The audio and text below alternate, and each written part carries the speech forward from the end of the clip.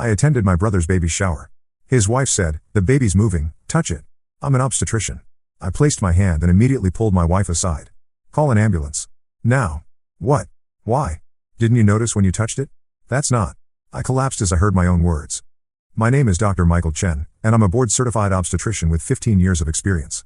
I've delivered over 3,000 babies, handled countless high-risk pregnancies, and seen just about every complication you can imagine. But nothing, and I mean nothing, prepared me for what happened at my brother's baby shower 6 months ago. My brother David is 2 years younger than me, and we've always been close despite taking very different paths in life. While I went to medical school and built a practice, David became a successful software engineer. He's always been the more trusting one between us, sometimes to a fault. When he married Jessica 3 years ago, I had my reservations, but I kept them to myself. She seemed nice enough, though something about her always felt off to me. Maybe it was the way she would change the subject whenever anyone asked about her family or her past. Maybe it was how she seemed to have an answer for everything, even when the questions were about things she shouldn't have known. The baby shower was held at their house in the suburbs, a beautiful colonial they'd bought when Jessica announced her pregnancy. About 30 people were there, mostly David's friends and colleagues, a few neighbors, and some relatives from both sides. Jessica's family was notably absent, which she explained by saying they lived too far away to travel. I remember thinking that was odd since she'd never mentioned them living far away before, but I didn't press the issue. My wife Sarah and I arrived around 2 in the afternoon.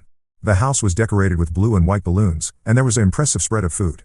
Jessica looked radiant in a flowing blue dress that accentuated her obviously pregnant belly. She was about 7 months along, according to David, and glowing with that pregnancy radiance that expectant mothers often have. "Michael." "Sarah." David called out as we entered. "So glad you could make it. Jess has been looking forward to showing off the baby bump to the expert." Jessica laughed and walked over to us, her hand resting on her belly. "David's told everyone you're the best obstetrician in the city. I've been dying to get your professional opinion on how everything's going." I smiled and congratulated her on the pregnancy. She looked healthy, and her belly certainly looked appropriately sized for 7 months. We made small talk about due dates and preparations, and I found myself relaxing. Maybe my earlier reservations about Jessica had been unfounded. The afternoon progressed normally.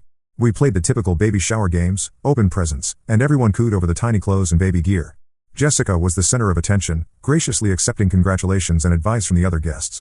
She had this way of making everyone feel included, asking about their own children and families. Around 4 o'clock, as the party was winding down, Jessica was sitting on the couch opening the last few gifts. She suddenly gasped and put her hand on her belly. "Oh my God, he's really active today," she exclaimed, drawing everyone's attention. "He's been kicking up a storm all afternoon, but this is something else." Several of the women gathered around, and Jessica invited them to feel the baby move. I watched as they each placed their hands on her belly, their faces lighting up with wonder as they felt what they believed to be the baby's movements. "Michael, you have to feel this," Jessica called out to me. "Your nephew is going to be a soccer player." I approached somewhat reluctantly. As a professional, I typically don't mix my medical expertise with family social situations. But everyone was watching, and I didn't want to seem standoffish. Sarah was already standing next to Jessica, having just felt the baby move herself. "The baby's moving, touch it," Jessica said, guiding my hand to her belly. The moment my palm made contact with her abdomen, I knew something was terribly wrong. What I felt wasn't the normal movement of a fetus at 7 months gestation. It was wrong in every possible way. The movement was too superficial, lacking the deep internal pressure of actual fetal movement. The rhythm was mechanical rather than organic, and most importantly, the location and pattern were completely inconsistent with how a real baby moves at that stage of pregnancy. I kept my hand there for a few more seconds, trying to process what I was feeling. My medical training kicked in, and I began mentally cataloging the possibilities. What I was feeling could only be explained by one thing, and it made my blood run cold. I managed to keep my expression neutral as I stepped back and smiled at Jessica. "Very active indeed," I said, but my mind was racing. I caught Sarah's eye and nodded toward the kitchen. "Sarah, could you help me get something from the car?" I asked, trying to keep my voice steady. Sarah looked confused but followed me toward the kitchen. Once we were out of earshot of the other guests, I grabbed her arm gently but firmly. "Call an ambulance." "Now," I whispered urgently. "What? Why?" Sarah asked, her eyes wide with concern. "Didn't you notice when you touched it?" "That's not," I started to say, but the words caught in my throat. The realization of what I was about to say, what it meant for David, what it meant for everyone here, hit me like a physical blow. I collapsed against the kitchen counter, my legs suddenly weak. Sarah caught my arm, her face filled with alarm. "Michael, what's wrong? You're scaring me." I looked at her, then back toward the living room where I could hear Jessica's laughter mixing with the other guests. My brother's voice carried over the sounds of the party, happy and excited about his upcoming fatherhood. "That's not a baby moving," I finally managed to whisper. What I felt. "Sarah, that's not fetal movement. That's something else entirely." Sarah's face went pale. "What do you mean?" "I mean Jessica isn't pregnant. At least, not with a viable pregnancy." What I felt was consistent with a pseudocyesis, but that doesn't explain the movement. The only thing that could explain what I felt is. I paused, not wanting to say the words aloud. Michael, you're really frightening me. What did you feel? I felt what seemed like deliberate manipulation of something inside her abdomen. Something that was designed to mimic fetal movement but wasn't. Sarah, I think Jessica has been faking this entire pregnancy. The words hung in the air between us like a death sentence. Sarah stared at me, her mouth open in shock. That's impossible, she whispered. Look at her. She's obviously pregnant. Her belly, her whole body has changed. Prosthetics, I said grimly. Very sophisticated ones. What I felt was likely some kind of mechanical device designed to simulate fetal movement. The positioning was wrong, the timing was wrong, everything about it was wrong. But why would she do that?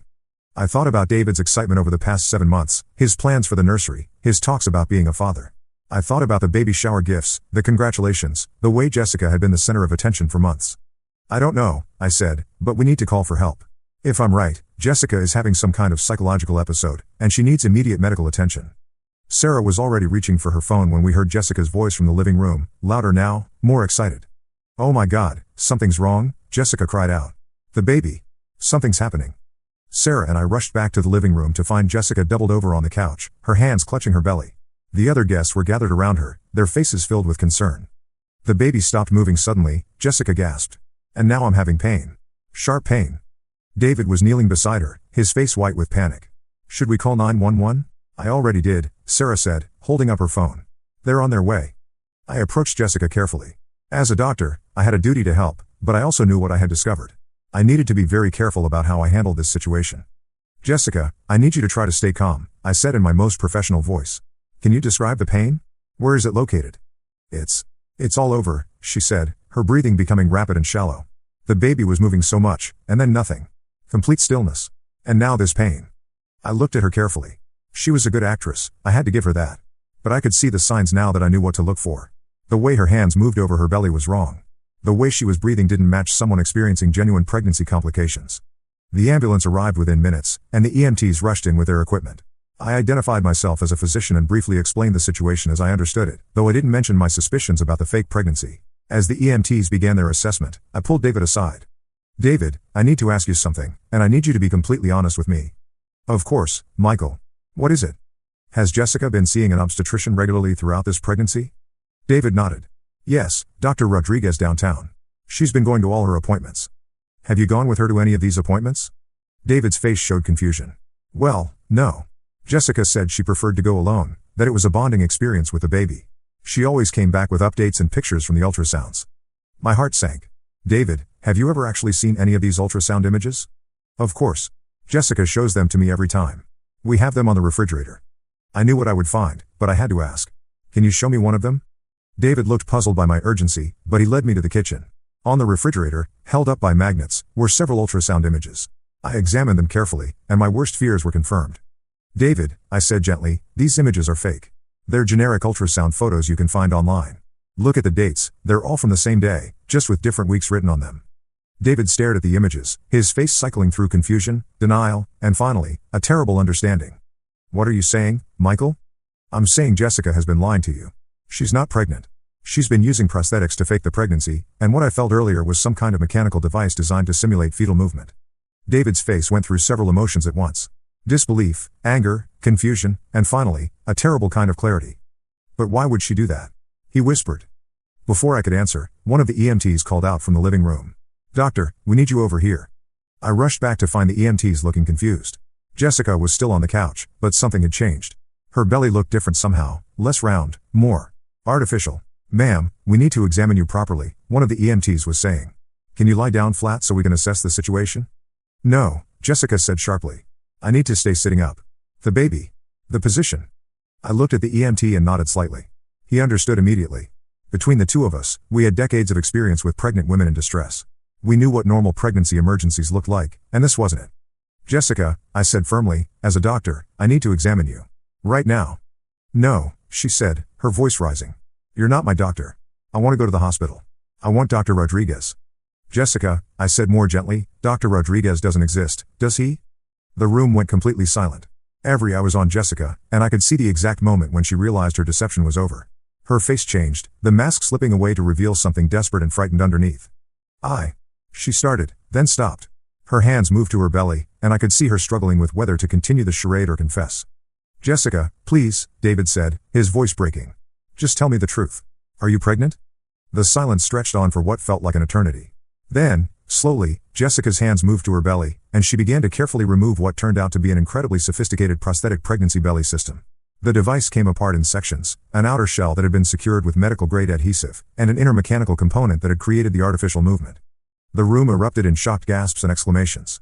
David stared at the fake belly in Jessica's hands, his face a mixture of disbelief and betrayal. Why? He whispered. Why would you do this to me? Jessica's composure finally cracked completely. Tears streamed down her face as she looked at the room full of people staring at her in shock and disgust. I'm sorry, she sobbed. I'm so sorry. I wanted to make you happy. I wanted to give you what you wanted most. By lying to me for 7 months? David's voice was rising. By making me believe I was going to be a father? By letting me plan for a child that doesn't exist? I thought maybe I would get pregnant for real, Jessica said desperately. I thought if I just had more time, if I could make it seem real, maybe it would become real. I stepped forward, my medical training taking over.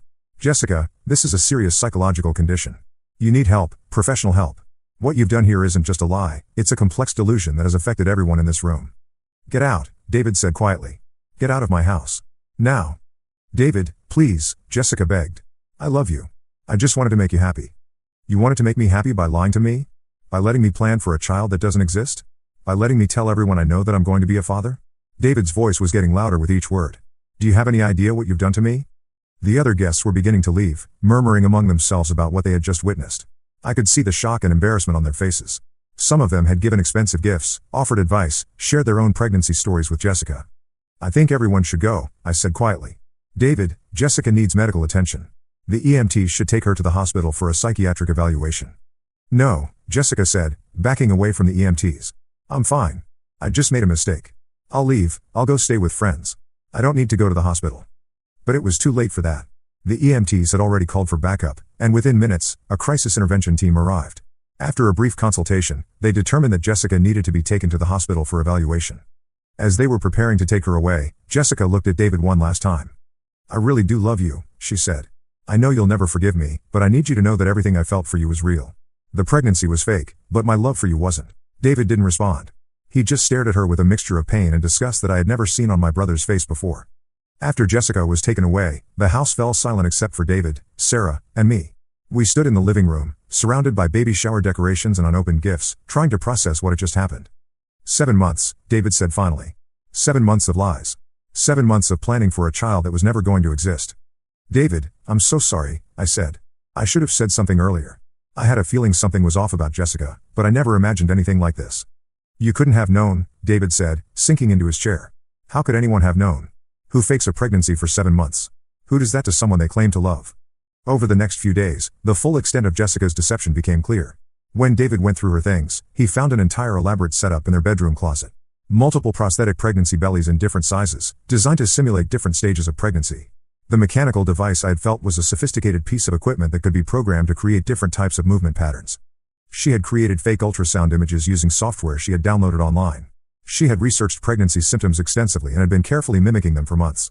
She had even been taking prenatal vitamins and had modified her diet to make the deception more convincing.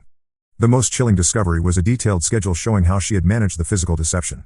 She had been applying and removing the prosthetic system daily, using it only when David was home or when they were in public together. During private moments, she had claimed fatigue or nausea to avoid situations where the deception might be discovered. The most chilling discovery was a notebook where she had detailed her entire plan. She had been tracking David's reactions to her fake pregnancy, noting what made him happiest, what made him most excited. She had planned to fake pregnancy complications at around 8 months, claiming that stress had caused early labor, then stage a miscarriage at the hospital. But as the months went on, she had become more and more invested in the lie. She had started to believe that somehow, some way, she would actually become pregnant and make the lie become truth. When that didn't happen, she had begun planning more elaborate deceptions, including potentially trying to obtain someone else's baby to present as her own. The psychological evaluation revealed that Jessica had been suffering from pseudocyesis, a condition where a person believes they are pregnant when they are not, combined with a severe personality disorder that made her capable of elaborate deceptions. The doctors explained that her behavior was likely the result of a deep-seated fear of abandonment and an overwhelming need to please others, even at the cost of her own mental health. What made Jessica's case particularly complex was the discovery of her elaborate preparation and planning. The psychiatrist assigned to her case, Dr. Rebecca Martinez, shared some details with us that painted a disturbing picture of premeditation and psychological manipulation. Jessica didn't just wake up one day and decide to fake a pregnancy, Dr. Martinez explained to David and me during one of our meetings. This was a carefully orchestrated deception that she had been planning for months before she even announced the pregnancy. According to Dr. Martinez, Jessica had been researching pregnancy symptoms and behaviors for over a year. She had joined online pregnancy forums under fake names, studied medical websites, and even attended prenatal classes at a community center in another town. She had been preparing herself to become the perfect pregnant woman. She had studied everything, Dr. Martinez continued. Morning sickness patterns, food cravings, mood swings, physical changes. She had even researched the psychological effects of pregnancy on partners, learning what behaviors and symptoms would be most convincing to David. The most disturbing revelation was that Jessica had been stealing pregnancy test strips from a medical supply company where she had briefly worked as a temp. She had been using these to create fake positive pregnancy tests, storing them in her purse and using them when David wasn't looking. She showed me the test, David said, his voice hollow. She was so excited, so happy. She cried when she showed me those 2 pink lines. How do you fake tears of joy over something that doesn't exist? Dr. Martinez explained that Jessica's ability to fake genuine emotions was part of her psychological condition. She had developed such an elaborate fantasy that she had begun to believe parts of it herself. The line between deception and delusion had become blurred. In her mind, she was giving David what he wanted most, Dr. Martinez said. She had convinced herself that the temporary deception would lead to real happiness for both of them. She believed that if she could just maintain the lie long enough, somehow it would become true. The investigation into Jessica's past revealed even more disturbing details. Her previous relationship had ended when her boyfriend discovered that she had been lying about having a terminal illness. Before that, she had been fired from a job for falsifying her educational credentials. The pattern of elaborate deceptions went back years. She's what we call a pathological liar, Dr. Martinez explained. But it's not just lying for personal gain. She creates these elaborate fantasies because she has a deep-seated belief that she's not worthy of love as she really is. She thinks she needs to be someone else, someone better, to be loved. David struggled with this explanation. But I loved her, he said. I loved her before she told me she was pregnant. I would have been happy with her even if we never had children. She didn't need to do this. That's the tragedy of her condition, Dr. Martinez replied. She couldn't believe that she was worthy of love without creating these elaborate deceptions. Her fear of abandonment was so strong that she was willing to risk everything to avoid facing the possibility of rejection. The psychological evaluation also revealed that Jessica had been experiencing what's known as Kuvad syndrome in reverse. Instead of a male partner experiencing pregnancy symptoms, Jessica had been carefully inducing them in herself. She had been taking medications that would cause nausea, changing her diet to cause food aversions, and even using hormonal supplements to mimic some of the physical changes of pregnancy. She was literally making herself sick to maintain the deception, Dr. Martinez explained. She was so committed to the lie that she was willing to harm her own body to make it seem real. This revelation hit David particularly hard. He had been so concerned about Jessica's pregnancy symptoms, had taken care of her during her morning sickness, had worried about her health and well-being. To learn that she had been deliberately making herself sick was almost more than he could bear. I held her hair while she threw up, he told me one night. I brought her crackers and ginger ale. I worried about her nutrition, about whether she was getting enough vitamins for the baby. And the whole time, she was making herself sick on purpose. The investigation also uncovered the extent of Jessica's financial deception. She had been secretly taking money from their joint savings account to pay for the prosthetic pregnancy equipment and the various medical supplies she had been using. She had also been charging baby-related expenses to credit cards that David didn't know about. She had spent over $8,000 on this deception, David's lawyer, James Patterson, explained to us. Prosthetic equipment, medical supplies, even renting a small office space monthly to maintain the illusion of doctor visits. The fake doctor's office was perhaps the most elaborate part of the deception. Jessica had rented a small office space and had it decorated to look like a medical facility. She had hired an actor to play the role of Dr. Rodriguez, the obstetrician she claimed to be seeing. The appointments were elaborate theatrical productions designed to maintain the illusion. She had thought of everything, Patterson continued. She had fake medical forms, fake insurance claims, even fake parking receipts from the medical building. If you had asked David for proof of her medical care, he could have shown you a paper trail that looked completely legitimate. The psychological evaluation continued for months, and more details emerged about Jessica's condition. She had been diagnosed with what's known as factitious disorder, a condition where someone deliberately produces or feigns physical or psychological symptoms in order to assume the role of a patient. It's different from malingering, Dr. Martinez explained, because the person isn't doing it for external rewards like money or avoiding work. They're doing it because they have a psychological need to be in the patient role, to receive care and attention. In Jessica's case, the factitious disorder had evolved into something more complex. She wasn't just seeking medical attention for herself, she was seeking the attention and care that comes with being an expectant mother. She wanted to experience the special treatment, the excitement, the planning and preparation that surrounds pregnancy. She was addicted to the positive attention, Dr. Martinez said. Every time someone congratulated her on the pregnancy, every time someone asked about the baby, every time someone offered to help her or give her advice, she got a psychological reward. She became addicted to being the center of attention. The most heartbreaking aspect of the psychological evaluation was learning about Jessica's own childhood. She had grown up in a family where love was conditional, where she had to earn attention through achievement or by creating drama. Her parents had divorced when she was young, and she had spent her childhood trying to get their attention by creating problems that would force them to focus on her. She learned early that being sick or having problems was a way to get love and attention, Dr. Martinez explained. This pattern followed her into adulthood, where she continued to create elaborate problems as a way to get the care and attention she craved. Understanding Jessica's psychology didn't make David feel any better about what she had done to him. If anything, it made him angrier. "So she destroyed my life because she had a bad childhood?" he asked. "She made me believe I was going to be a father because her parents didn't love her enough?" "It's not that simple," Dr. Martinez replied. "Her condition doesn't excuse what she did, but it helps explain it. She wasn't setting out to hurt you. In her mind, she was trying to create the perfect family that she never had." The psychological evaluation also revealed that Jessica had been planning to fake a miscarriage, but as the months went on, she had become increasingly desperate to find a way to make the pregnancy real. She had been researching fertility treatments, and had even considered trying to adopt a baby illegally to present as her own. She had contacted several adoption agencies under false pretenses, Dr. Martinez explained. She had been trying to find a baby that would be available around her supposed due date. She was planning to claim that she had given birth prematurely and present the adopted baby as her own. This revelation was perhaps the most chilling of all. Jessica hadn't just been lying about being pregnant, she had been planning to obtain an actual baby to maintain the deception. The implications were staggering. "She could have kidnapped someone's child," David said, his voice shaking. "She could have stolen a baby to maintain her lie. How far was she willing to go?" According to Dr. Martinez, there was no limit to how far Jessica might have gone. Her psychological condition had been escalating, and she had been becoming increasingly disconnected from reality. The fake pregnancy had become more real to her than her actual life. She was living in a fantasy world, Dr. Martinez explained. In her mind, she was pregnant, she was going to have a baby, and she was going to be a mother. The fact that none of it was real didn't matter to her anymore. The psychological evaluation concluded that Jessica was a danger to herself and others, and she was committed to a long-term treatment facility. She would need years of therapy to address the underlying psychological issues that had led to her elaborate deception. "She's not a bad person," Dr. Martinez told us. "She's a very sick person who did a terrible thing. But with treatment, there's hope that she can learn to form healthy relationships based on truth rather than deception." David wasn't interested in Jessica's potential for recovery. He was focused on his own healing, on finding a way to move forward after such a devastating betrayal. The psychological evaluation had given him answers about why Jessica had done what she did, but it hadn't made the pain any less acute. David filed for divorce immediately. The marriage was annulled on the grounds of fraud, and Jessica was ordered to undergo extensive psychological treatment. She was also required to pay back the money that had been spent on baby preparations and to compensate the guests who had brought gifts to the shower. The legal proceedings took months, during which David stayed with Sarah and me. He was a shell of his former self, barely eating, barely sleeping. The betrayal had cut him so deep that he questioned everything about his relationship with Jessica, wondering what else she had lied about, what else had been fake. "I keep thinking about all the times she touched her belly and talked to the baby," he told me one night. "All the times she said she could feel him kicking. All the times she made me feel like I was already a father. How do you fake that? How do you lie about something so fundamental?" I didn't have an answer for him.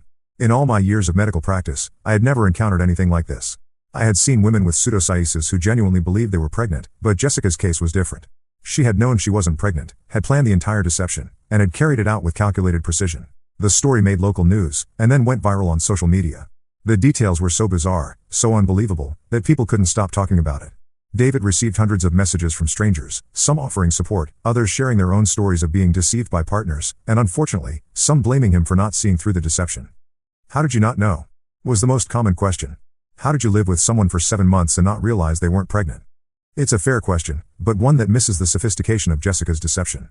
She had researched everything, from the physical changes that occur during pregnancy to the emotional and psychological effects. She had modified her behavior, her diet, her sleep patterns, everything to make the lie convincing. More importantly, why would anyone suspect that their wife was faking a pregnancy? It's such an outrageous lie that it wouldn't occur to most people to question it. When someone you love and trust tells you they're carrying your child, you believe them. You don't demand medical proof or conduct investigations. The psychological impact on David was devastating. He had to go through grief counseling, not just for the loss of his marriage, but for the loss of the child he had believed was coming. He had already begun to bond with a baby, had already started thinking of himself as a father. The nursery he had prepared sat empty for months, a constant reminder of the deception. "I dream about him sometimes," David told me. "The baby that never existed. I dream that he's real, that Jessica was telling the truth, and that we're a happy family. Then I wake up and remember that it was all a lie." It took David over a year to begin dating again, and even then, he was suspicious of every woman he met. He would ask detailed questions about their pasts, their families, their medical histories. He couldn't bring himself to trust anyone completely.